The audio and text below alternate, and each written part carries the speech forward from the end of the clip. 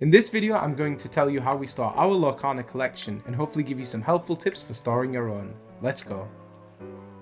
What's up Illuminators, Charlie here, and today we're going to talk about how to store your Lorcana cards to keep them in the best condition possible. Depending on the type of collector you are will determine the storage solution that works for you best. Mateus and I are collectors first, but we love to play, so we have lots of cards. First up, let's tell you about our master set.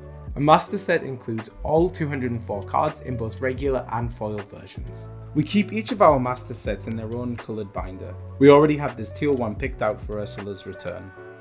For our master set, we use these vaultx 12 pocket 480 slot binders, and we do put these little tags on them so that it's easy for us to identify them. The vaultx binders are on the premium side, both in terms of quality and price, but if you're looking to build a collection, it's definitely worth the investment.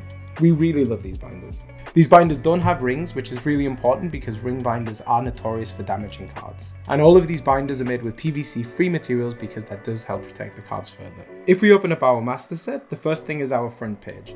In here, we put the puzzle pieces from each set. Of course, we had to make our own for Into the Inklands, as well as one booster pack from the set. We also bought these really cool Sorcerer's Arena sleeves just to give it a little bit of extra flair. One of the first things to point out is that these are all side-loader binders, which means the cards go into the side. Since we also sleeve all of our cards in the master set using top-loaded sleeves, it means that the cards are protected all the way around when we put them in one of these side-loaded sleeves. So as you can see, we have one of each card in both regular and foil. Because the vaultx binders have this 3x4 configuration, it does mean you get to see each of the cards next to each other, which is a really neat effect. I think it looks pretty beautiful having the whole collection laid out here. And we ordered this binder numerically, so it goes from 1 all the way up to 204. If you go to the back, you can see we also use this binder to store our promo cards we get from League, so we have one of each of those here as well. Next up we have our playset binder, so this is 4 copies of every single card in the game per set. The reason we have this is because we do play with the cards, so it makes it really easy to take out the ones we need. For our playsets, we use these rieton 12 pocket 816 slot binders. Once again, these binders come in a 4x3 configuration, which works really well because each row is a single card from the playset. Like our master set binder, we do also organize the playset binder numerically from 1 to 204. And so it's really convenient because when you want to build that deck, you just take out the 4 cards from here and you're good to go. Like our master set, these are also side-loaded, so that means that the cards are protected and we also avoid rings. So unlike our master set, you'll see there are some empty slots here, especially for the legendary cards, just because, it's hard to get 6 copies of those sometimes. There are also going to be cards we're using in our decks. They obviously are taken out of this playset binder, and we try and take out of the playset binder before we take out of the master set.